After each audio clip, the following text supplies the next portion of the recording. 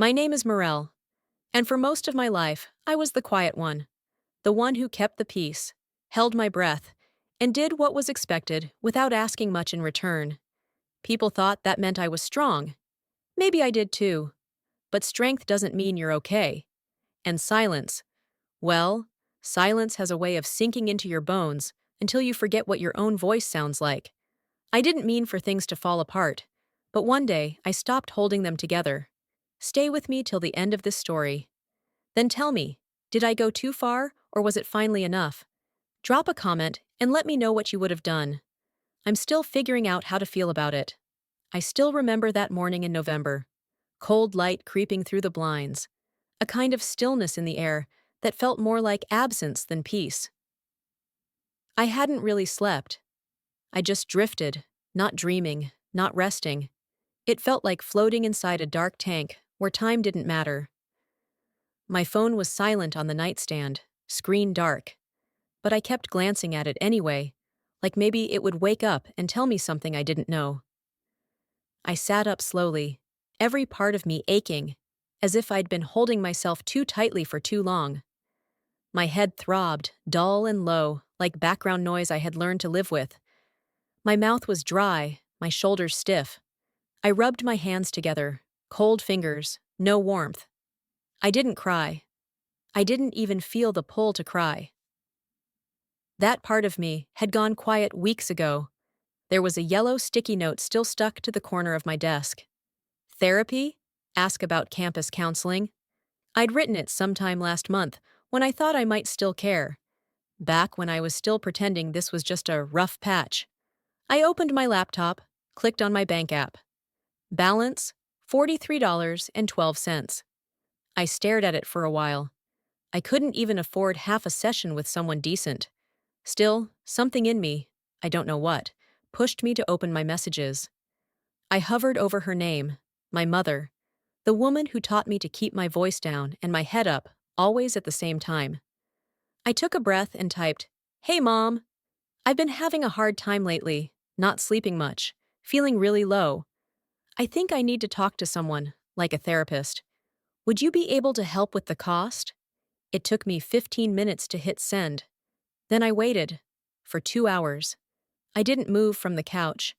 I watched the little green dot next to her name come and go. I told myself maybe she was busy, or maybe she didn't know how to respond. But I knew better. When the reply came, it was worse than silence. "You're just feeling down, sweetheart. Everyone gets that way sometimes. Don't waste money on some doctor telling you what you already know.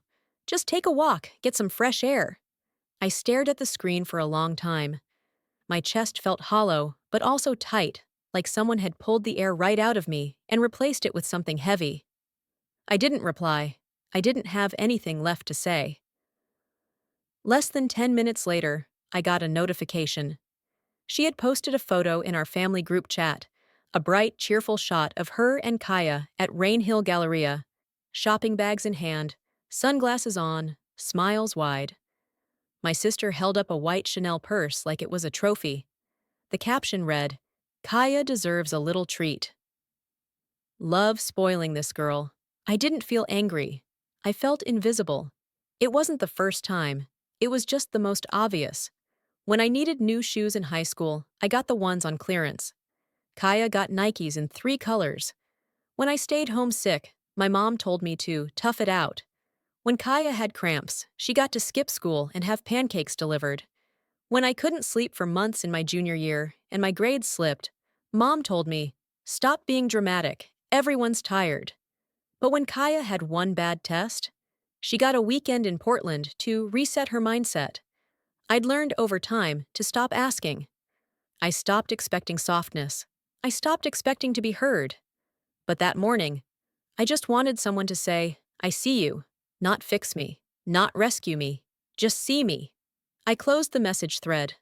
My fingers were trembling, but I wasn't cold. Outside, the Seattle sky was gray, pressing low like it always did in late fall. The kind of gray that made you feel like the sun had given up. I pulled a blanket around my shoulders, opened my laptop again, and went to the university wellness page. There was a section marked Free Student Mental Health Support. a little blue flower icon next to it.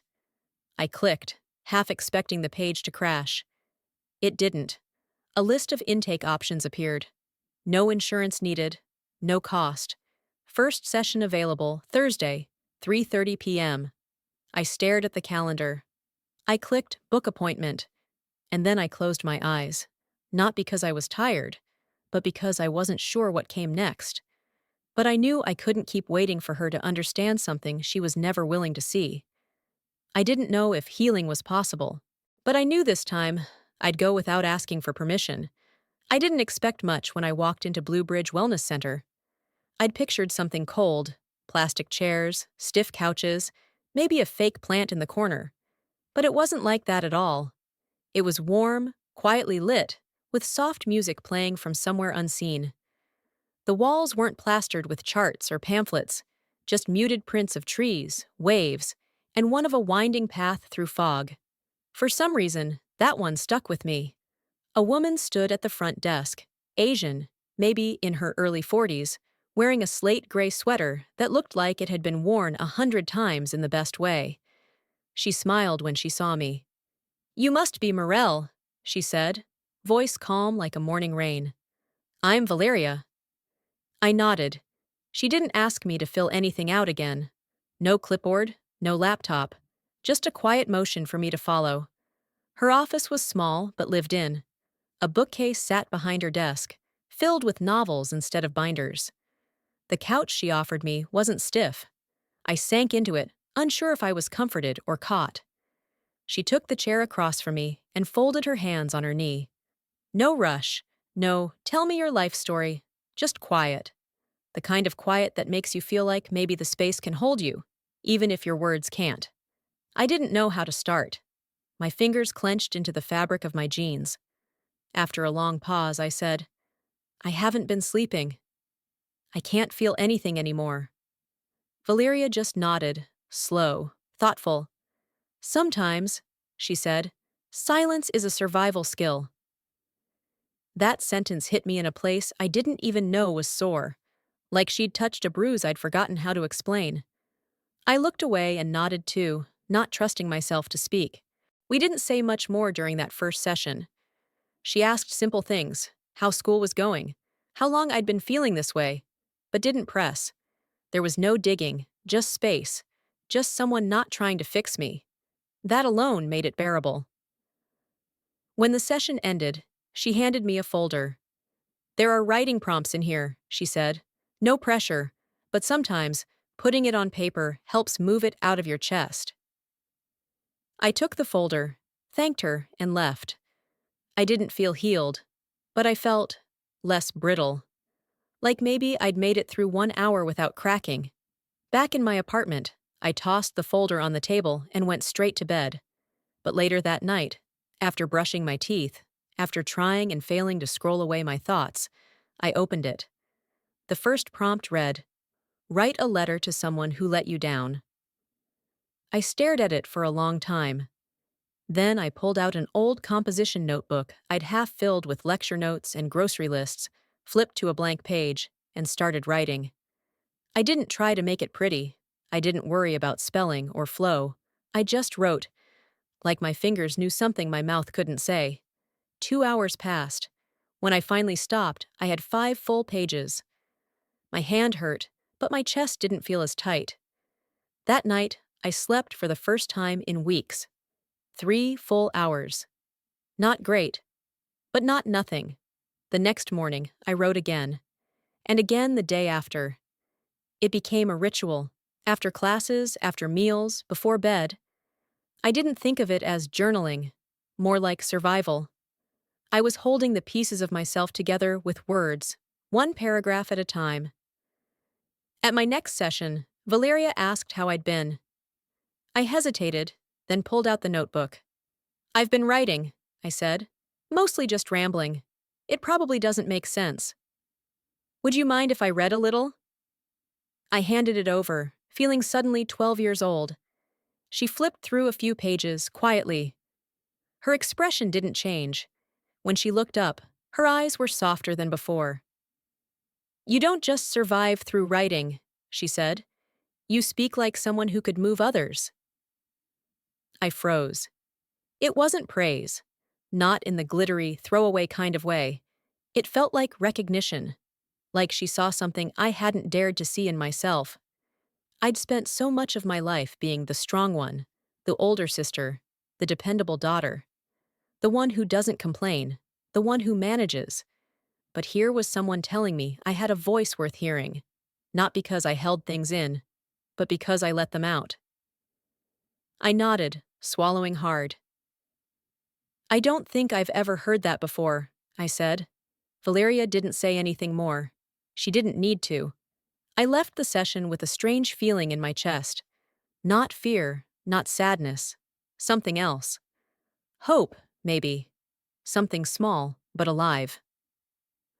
The message came in just after 8 a.m. I hadn't even gotten out of bed yet. My phone buzzed with a notification from the family group chat, something I usually avoided opening before I had at least one cup of coffee in me. But I tapped anyway, out of habit or maybe some lingering sense of obligation. Mom had sent a long message. It's been days, and no one's heard from Morel. She doesn't answer calls, doesn't check in. I don't know what's going on with her, but it's not okay to disappear like this. Some of us still care about this family. There was no question mark, no softness, just a statement, a judgment dressed up as concern. No one else replied, not right away. But that didn't matter. The silence after her words was louder than anything. I read the message twice, then 3 times. My hands didn't shake, my heart didn't race, but something inside me folded, like a tent being taken down. Slowly, deliberately. I didn't even feel angry. I just felt tired. Like no matter what I did, I'd always be the one who owed them something. I set the phone down and stared at the ceiling. The tiny crack that ran above my window caught my eye. I'd stared at it so often lately that it felt like a map, one I didn't know how to read. The next day, she called. I let it ring once, twice, then answered. I already knew what she was going to say. Grandma had a minor stroke last night, she said, voice tight with stress, but not grief. She's at St. Edna's. I'm doing everything I can, but Kaya's overwhelmed and I've been up all night. I need you to come home, Morel. I blinked, still half asleep. Is she okay? She's stable. But that's not the point. I need help. You're the oldest. This is what family does. There it was, that line. The one that made it clear she wasn't really asking. She was pulling rank. I was the oldest, the reliable one, the daughter she didn't need to ask twice. She didn't ask if I was okay, didn't ask if I had exams, or appointments, or energy. Just assumed I'd do what I always did. I said, okay, because it was easier than explaining why I didn't want to. The drive back to Tacoma was gray and wet, the kind of weather that felt like it seeped into your bones. When I got to the hospital, I walked into the waiting area and saw Kaya stretched out across 2 chairs, scrolling through TikTok. She had a face mask on, the kind you buy in packs of 5, cucumber-scented and useless. Her feet were up, her phone practically glued to her palm. Mom was standing by the nurse's desk, muttering about something they'd done wrong, then suddenly brightening her voice for a quick video. Just wanted to say thank you to everyone who's been checking in, she said into her phone, fake smile on. Grandma's hanging in there. We're all doing our best. I watched them for a long time without saying anything. I didn't feel like I belonged in that scene, not anymore. Later that evening, I sat in a plastic chair next to Grandma's hospital bed. She was sleeping. Machines beeped around her like some sad little orchestra. No one else was in the room. I stared at her frail hands, at the way her chest rose and fell slowly, and I felt hollow, like whatever connected me to this place had started to come loose. That night, I walked alone through the hospital's parking lot. The air was damp and cold, but I needed to move. I needed distance from their voices, their expectations, their polished versions of worry. I wasn't angry, not really, but I was done pretending I didn't notice the difference between how they treated me and how they treated Kaya. between what I was allowed to need and what I was expected to give. I pulled out my phone and checked the stats on the blog I'd started anonymously. Just a little space where I'd been posting some of my writing prompts, nothing too personal, until last week, when I finally shared something raw. The post had over 1,000 shares. Comments kept coming in. I didn't know anyone else felt this way. This made me cry in the best kind of way. Thank you for putting it into words. And just like that, something in me cracked open, softly, like light spilling through a curtain. They hadn't seen me, not really. But strangers had. Strangers who didn't owe me anything, didn't raise me, didn't expect me to be someone for them. I wondered what it might be like to live a life that wasn't centered around keeping other people comfortable. What if I didn't go back to being the good daughter? What if I was just a person? The support group met every Thursday afternoon in a sunlit corner of the center, just past the counseling rooms. It was small, usually no more than 6 of us, and mostly quiet. We didn't do introductions every time. We didn't circle around with updates.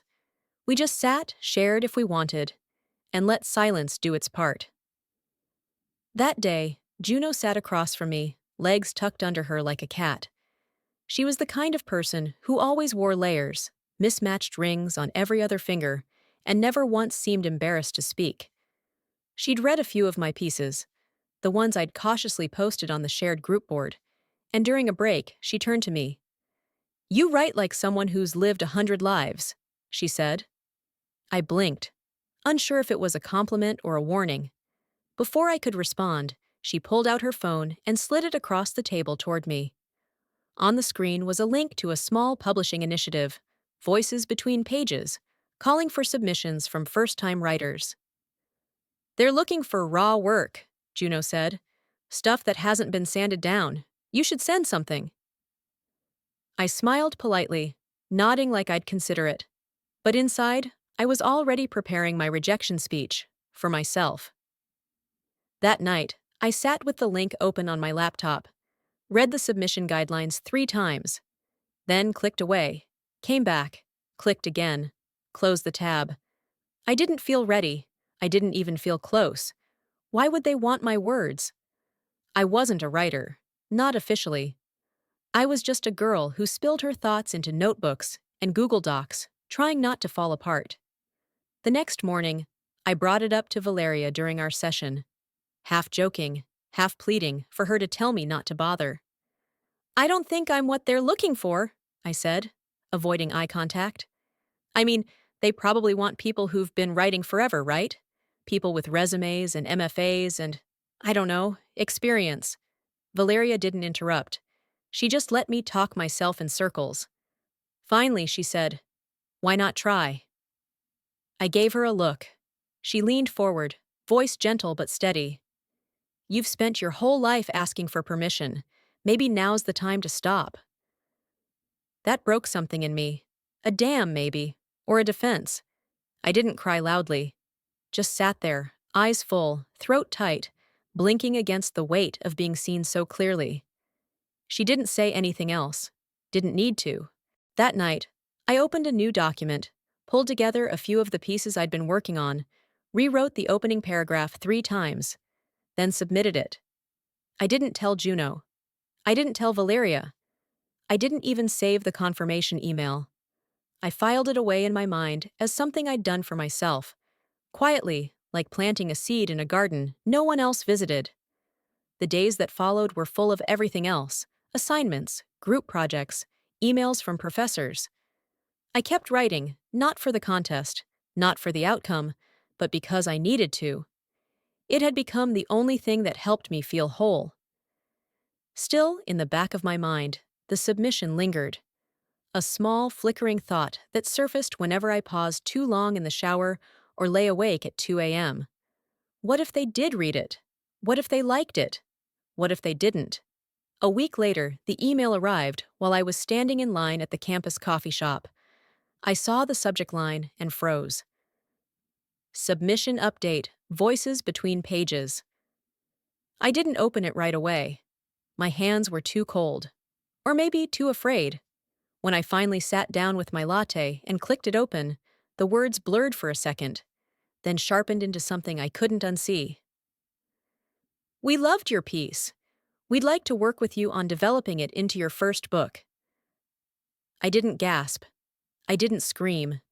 I just sat there, reading it again and again, letting the words sink in like rain on thirsty ground. People passed by.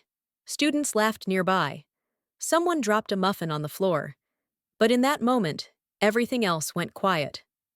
I stared at my phone, heart thudding hard against my ribs, and whispered to no one, "Oh my God!" I didn't know what would come next. I didn't know what it meant yet. But something I did for myself had led to something real. The book came out quietly.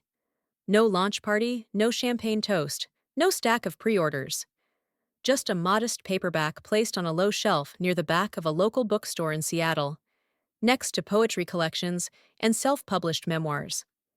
The title was printed in soft gray. The Quiet One.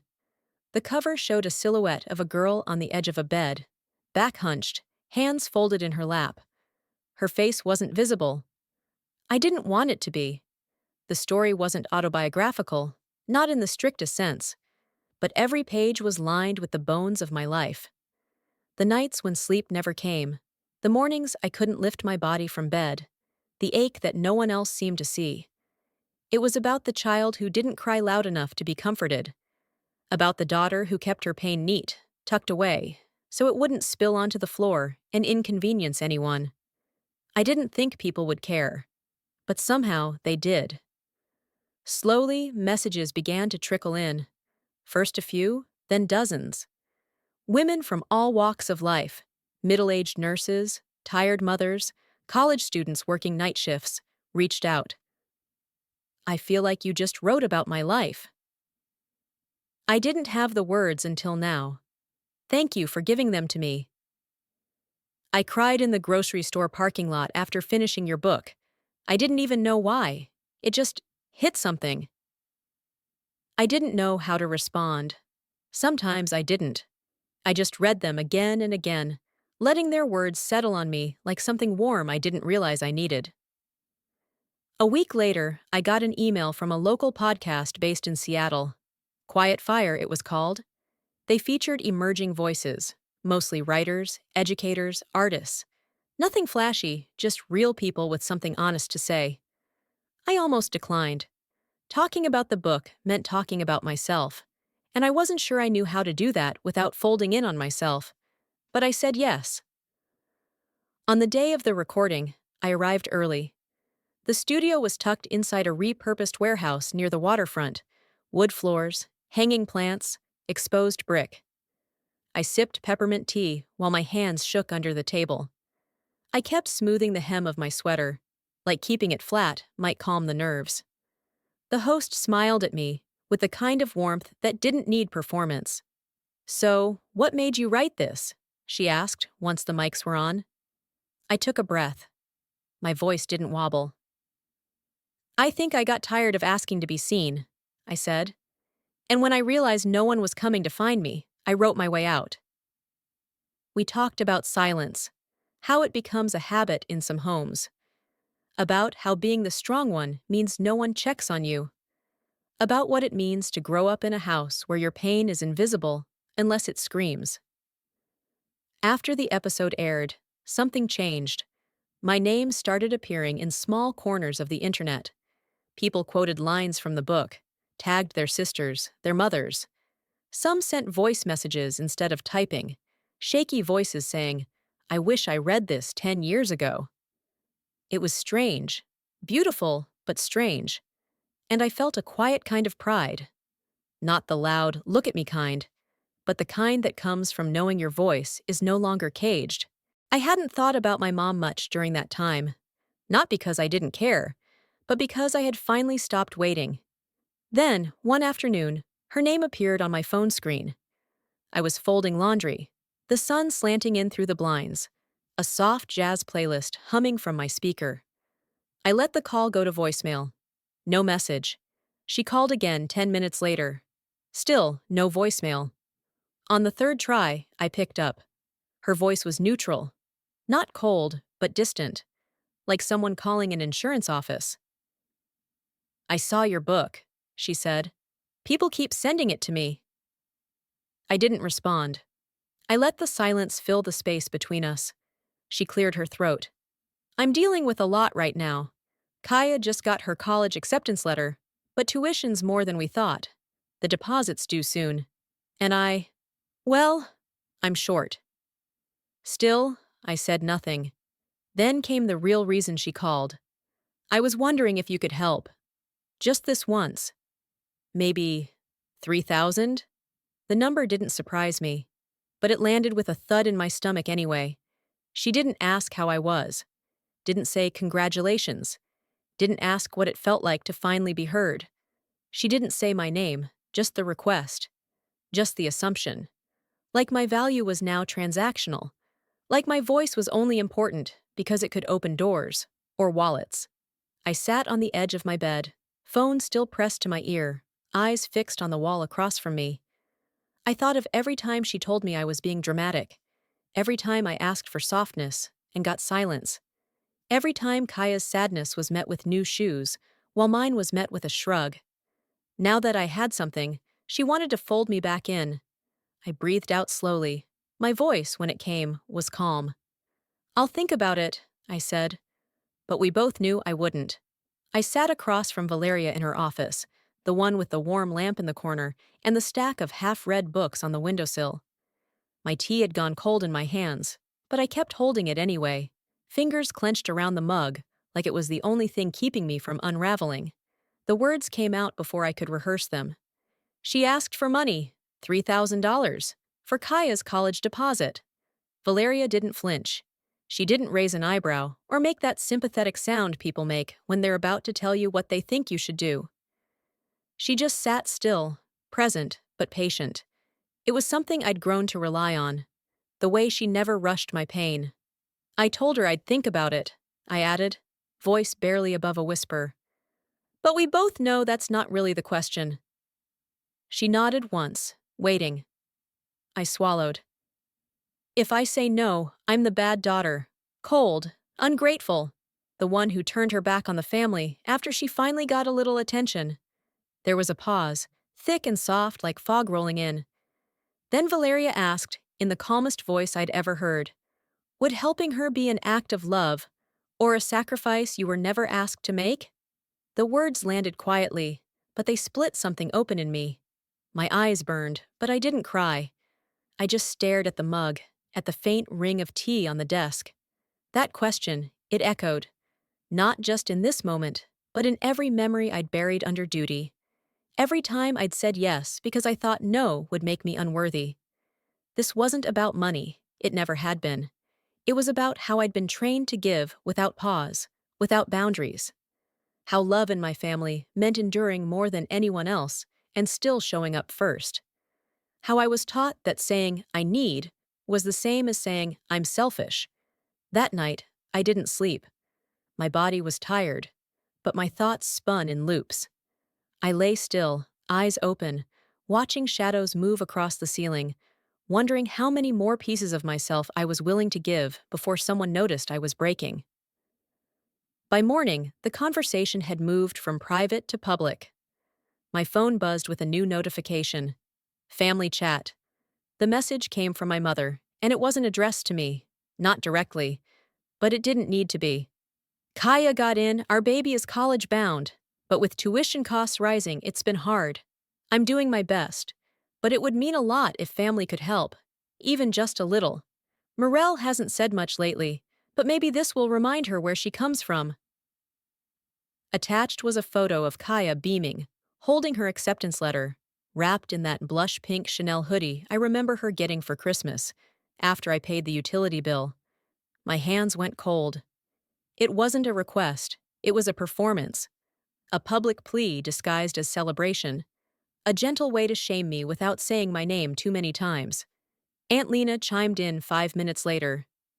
"I don't mean to interfere, but Muriel, your mama raised you right. You've always been the strong one. Maybe it's your turn to carry the load for a bit." Then Paul, my cousin, added a thumbs-up emoji, like we were voting on dinner plans. I stared at the screen, breath caught in my throat. It wasn't just about the message. It was the years of buildup behind it.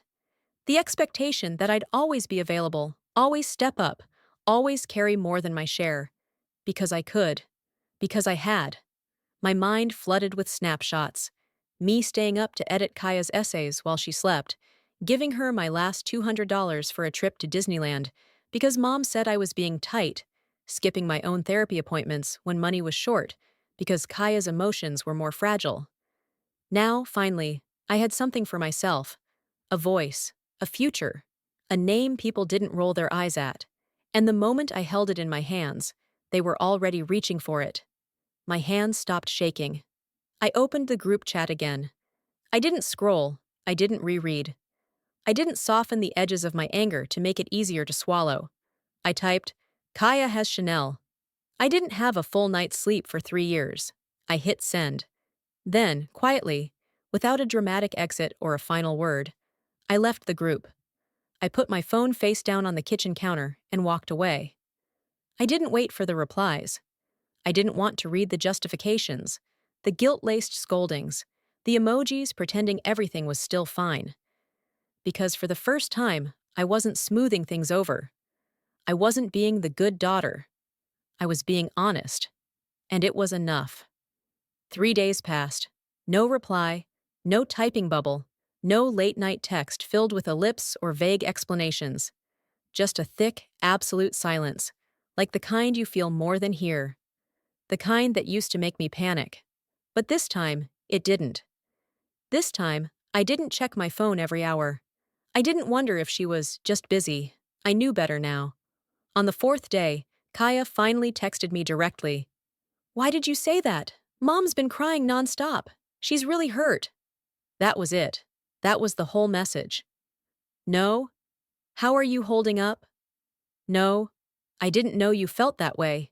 No curiosity, no empathy, just a soft accusation dressed as concern. I stared at her words, letting the blue light of my phone wash over my face.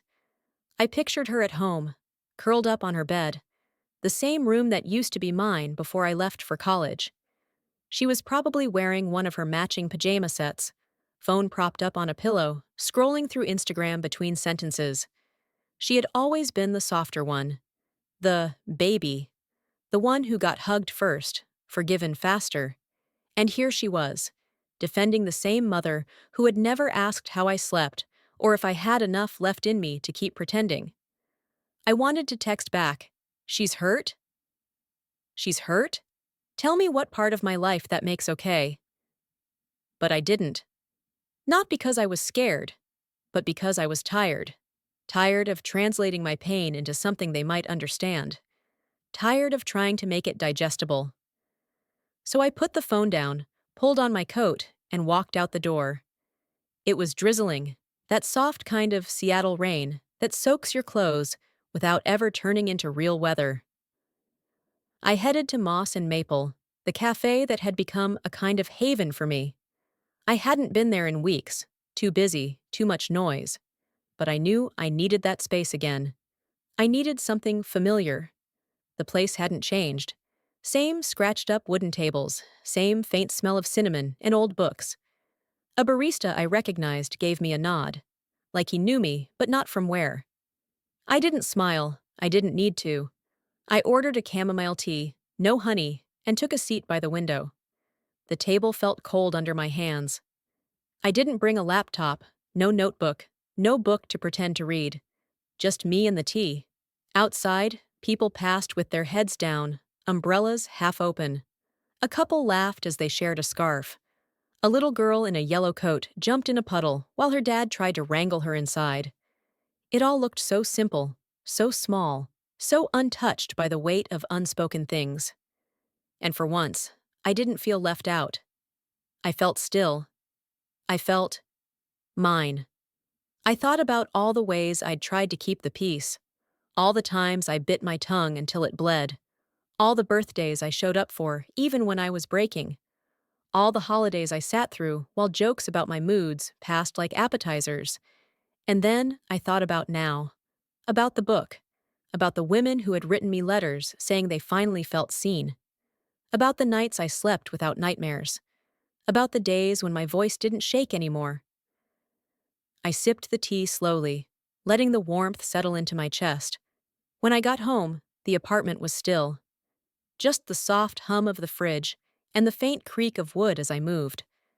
I stood for a moment in the doorway, watching the way light slanted across the floorboards. Then I picked up my phone. No missed calls. One more message from Kaya. You really hurt her. I hope it was worth it. This time, I didn't hesitate. I didn't reread it. I didn't analyze her tone or try to find a thread of understanding. I just opened my contacts, found my mom's name. My thumb hovered over the screen, and for a brief second, I felt it all. Every birthday card I bought with my own money. Every ride I gave Kaya when mom was too tired. Every phone call I waited for when I was sick and alone. Then I tapped block. Not out of anger, not to punish. Just to protect the quiet I had finally earned. I sat down on the couch, phone face down on the coffee table, hands resting in my lap. I waited for something. Regret, shame, maybe even relief. But what came was quieter. Not empty, not numb. Just whole. A stillness I hadn't known was possible. Because sometimes healing doesn't feel like fireworks. It feels like silence. And a deep, unshakable yes to yourself. It had been a month. 30 full days without a message, a call, or a passive-aggressive post. The silence didn't feel triumphant. It felt strange. Like learning to walk again after a limp you didn't know you had. Some days, I still reached for my phone out of habit. Then I remembered.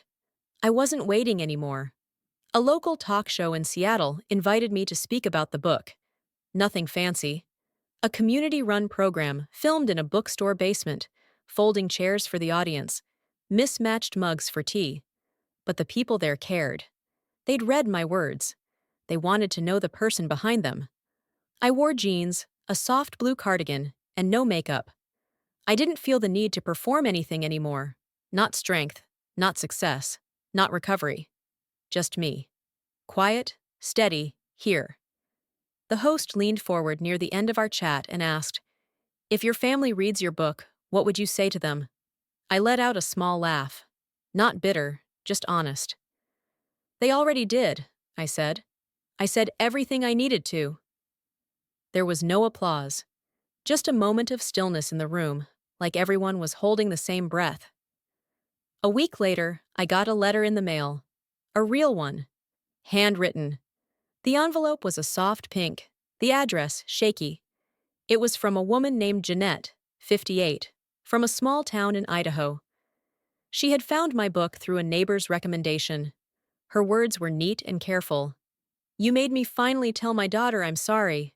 I hadn't said that in 30 years. I just thought I should let you know, in case no one else has. I sat at my kitchen table and read the letter 3 times. I didn't cry right away.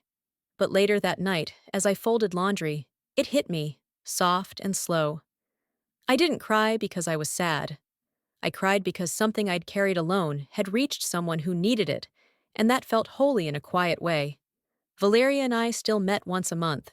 Not as counselor and client anymore, just 2 women who'd seen each other in the dark and stayed. We didn't always talk about heavy things. Sometimes it was just books, favorite coffee shops, how the clouds in Seattle always felt too low. But sometimes, in between stories and shared silences, we found ourselves revisiting the ache. One day, I told her about the letter from Jeanette, about the way my voice had reached someone I'd never meet. She smiled gently, then said, "You didn't cut them off. You just stopped bleeding." That sentence sat in me like warmth after frost. It wasn't cruel, it was true. I hadn't burned bridges.